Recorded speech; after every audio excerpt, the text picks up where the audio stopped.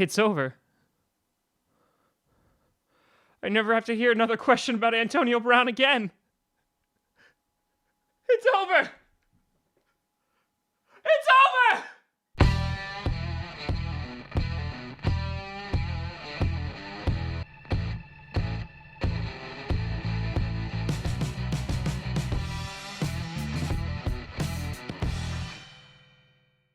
Grossi Posse Packers!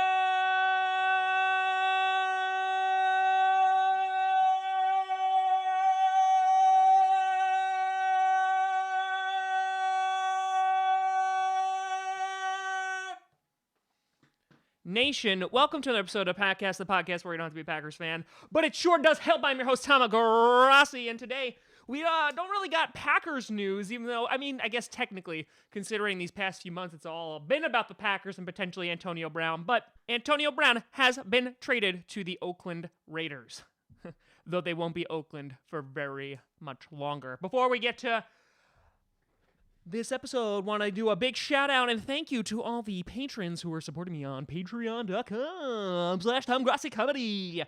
If you want to throw money at me and I'll do tricks for you like a zoo monkey, feel free to go and do that. You could be part of the Brett Favre tier or the Aaron Rodgers tier or the other tiers. I don't remember who else I put up there, but there's cool rewards. You should do them. This is why I don't do marketing things. In addition, as alluded to last week, we finally got some merch up in here! It only took 4 years. These shirts are going to be going on sale sometime this week. They'll be in a multitude of colors. Yeah, I heard you Bears and Vikings fans. It will be in purple. It will be in navy blue. There will also be a hoodie variation of that as well, which I'm definitely going to be picking up because my arms are so skinny. They look like I have a serious disease. Now, let's get into the wonderfulness that is this Antonio Brown trade. And it's not just about him going to the Raiders. It's kind of just the impact it's going to have on the NFL, the precedent that it's going to set for all future trades or like big-time superstar players, which is what Antonio Brown is in actuality. But just to go through the logistics of the deal, just in case you didn't hear, Antonio Brown going to the Raiders, the Steelers got a 3rd and 5th round pick. Now, if you're thinking, holy crap, that's really, really low, yes. And there were other teams that were willing to go higher and trade, obviously, higher value draft picks, but that really wasn't the problem here. It was the amount of money and the contract that Antonio Brown was looking for that was really going to kind of put a dent in, I guess, his overall value or kind of the interest that other teams would have in him. But happily, the Raiders were paying that. So there's no additional years added to this contract, so it's a 3-year contract. He's set to make $50.125 million, and incentives of another $4 million on top of that. And he's getting $30 million in guaranteed money, where in the old deal he wasn't guaranteed any money. He's getting an average salary anywhere between $18 and $19 million. So the big winner out of this is obviously Antonio Brown, and the Raiders are obviously hoping that they're going to actually have a wide receiver they can throw the ball to on a consistent basis and not keep throwing to Jared Cook. Jordy, I love you, but he was basically non-existent this season, apart from like a game. Now, for the Steelers, besides getting a 3rd and 5th round pick, they also get $21.12 million in dead money. Yep, they could have kept him on the team, like just paying him for about 22 mil, but yep, they're gonna have to stick with that, which sucks for them, but that was kind of the reality of the situation. There was no real getting around that. So you take a look at the Pittsburgh Steelers first and overall how they make out with this. Obviously, Le'Veon Bell doesn't come to play this year. He will not be on the team next year. I would imagine there was rumors already that the Raiders were just going to turn around and be like, hey, bud, want to come to the Raiders? They do need a running back, but I don't see the Raiders doing that because there's so many other holes and other needs for that team. So I'll imagine that they'll address that in the draft, or they'll pick up a cheaper free agent. But I still see him Le'Veon Bell going to the Jets. But for the Steelers, they don't have Le'Veon Bell, who is their number one rusher, but Connor kind of replaced that. Connor obviously played his ass off this past season, obviously earning the starting position, so they're fine in that regards. They lose Antonio Brown, which obviously is a huge loss for them, but they also have Juju Smith-Schuster, who emerged and I think can be their number one guy. Obviously, I think he's a great player to build your franchise around. He tweeted out today saying, "I'm ready," which was great because it was against the Raiders, so a little shade on that one as well. So they get rid of a big locker room problem. Obviously, Antonio Brown not suiting up for the last game. He's missing practices. Was overall just, I would say, a distraction for the team. There was beef between him and Ben Roethlisberger. But then again, if you're a human being, especially a woman, I could understand having beef with Ben Roethlisberger. But I don't think it was for that. I think it was more of something else because morality wasn't an issue here. It was the money. And so the Steelers obviously taking a big hit here, but all the reports saying like the Steelers are doomed now to mediocrity. I don't really agree with that. They have 10 picks this current draft in 2019. And again, they lose their big stars, but they have the backup running back who is going to be able to fill in nicely, and they also have Juju Smith-Schuster. So I don't think it's the end of days. But if you are the Steelers, this is the time to essentially rebuild your offense, in which they were more of like a passing attack. Even Le'Veon Bell was definitely a receiving threat. I think the bigger thing is now you have a balanced offense. You can't have Antonio Brown to rely on, and take some pressure off Ben Roethlisberger, who ain't getting any younger. So I don't think it's the end of days for the Steelers, but I mean, I think they would have wished they got more out of this, but I think it got to the point where they literally had no one else to deal with this guy. Now, if you are the Raiders, let's talk about it from their perspective. I think they made out pretty well, right? Getting rid of a third and a fifth round pick. They had like $60 million in cap space, so they had all of the money in the world. And now they get a guy who's 30 years old for 3 years. They're paying him a bunch of money. And which they have no receivers. And again, Jordy, I love you, but they have no one to throw the ball to. Jared Cook was getting all the freaking balls. I think I had over 100 catches. I think it was like 101 or something last season, in which he was their main target, and he's an aging tight end. At what point you just got to be like, hey, we need someone for Carr to throw the ball to. But on top of that, you also have, when the Raiders eventually make their move to Vegas, Antonio Brown is a great way to sell jerseys and to bring people into Vegas as an attraction. Antonio Brown's only going to be 33 by the end of the deal, so they're going to hope that he's going to be able to play at the level that he's been playing at for the past few years. The Raiders still have 3 first-round picks because of Amari Cooper and the Khalil Mack trade. And on that note, a lot of people have been like combining that and talking about, like, if you want to group this together, that they traded basically a third, a fifth, and Amari Cooper for a first-round pick and Antonio Brown. I mean, I can understand doing that. That does make a lot of sense. And if you look at it that way, it looks like the Raiders got a steal here. Amari Cooper, besides a really good first season, really hadn't done a whole lot, wasn't meeting their expectations. Seems like he's doing pretty well with Dallas. But I think this amount of money, your priorities in that you're paying a guy of Antonio Brown's caliber, who's a really great player. I don't think anyone's going to doubt that. But you have Khalil Mack, who's, in my opinion, once in a generational kind of player, and you don't pay him, and he's in his prime. So I still don't really agree with how they dealt with Mack. If you had to give me a choice between Mack and Antonio Brown, I'm picking Mack every single time, because you can make other wide receivers better. You could go and you could whether it's free agency, like for example, like you have Golden Tate, right, who was like worth a third. I mean, the Steelers just got a third and a fifth for Antonio Brown. Like there's value out there that they could have gotten, but I just don't. I'll still never understand the Mack thing. I understand that the two sides, there was financial issues, but the amount of money that you're giving Antonio Brown, I thought that could have been used more wisely, and they could have at least been more competitive this year. But that being said, if you're the Raiders, you still have a ton of holes, but they're going to be able to address that in the draft. It really is an entire rebuilding scenario there, kind of getting ready to go to Vegas kind of thing. But you had a Raiders team who was a car leg away from going to potentially the Super Bowl a few years ago.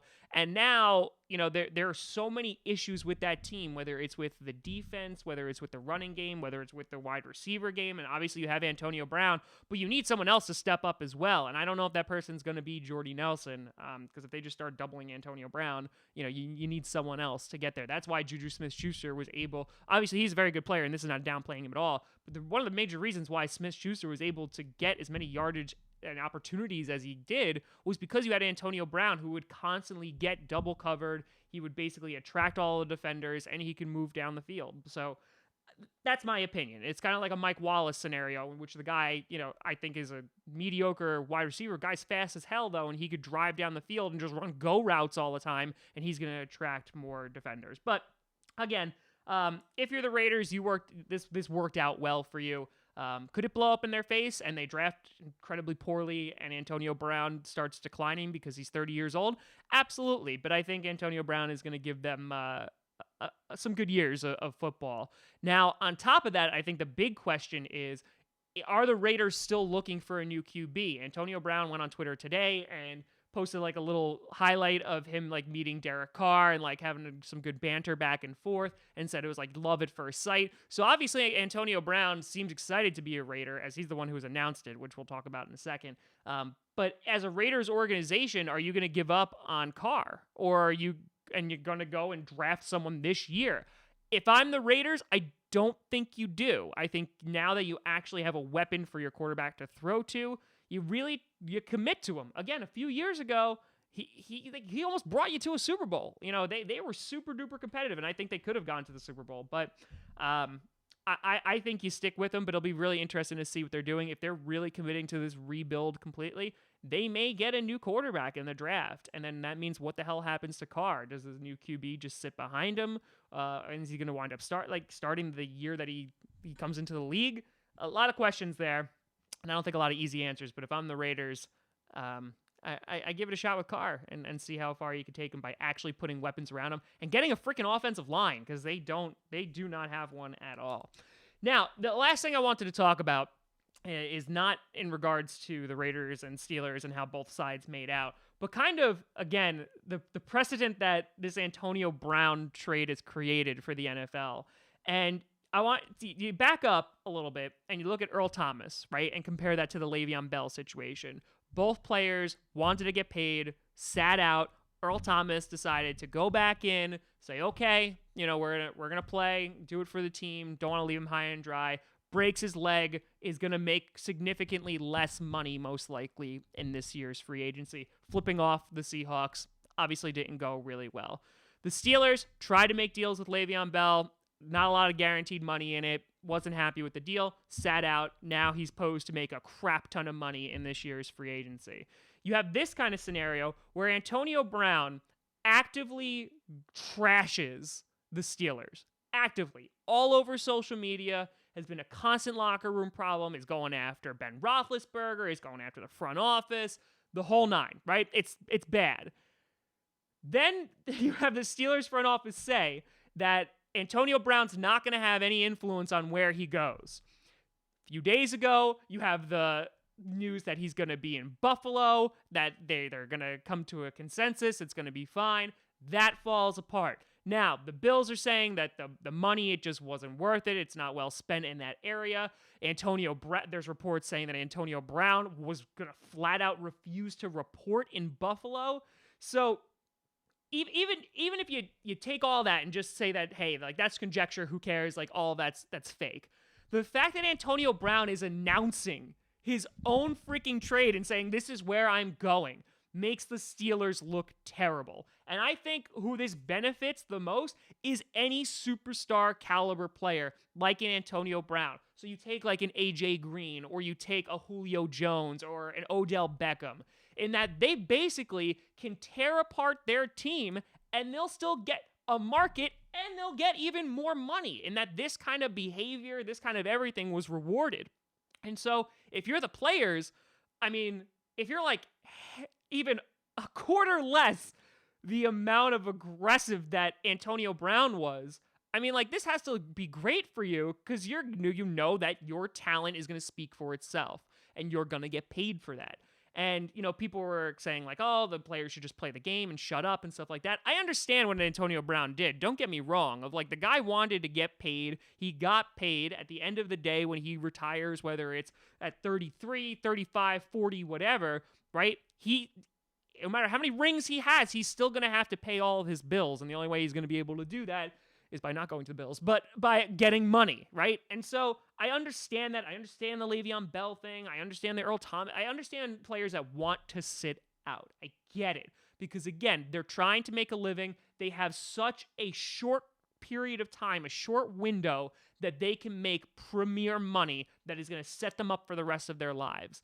And so they got to get as much as they can while they can. I completely understand that methodology. But at the same time, if you're like NFL owners or NFL teams, and you're starting to see this a little bit more, in that I think the players are starting to really, I don't want to say dictate, but I feel like they're slowly getting more power in the way that it's always has been, in which you had like the owners, NFL front office, and then you had the players, right? When the whole kneeling controversy went down, it was, GMs were going to punish players, and they really are not able to do that, and they still kneeled. And again, it's going to be really interesting when you're going to have like the Players Association negotiate.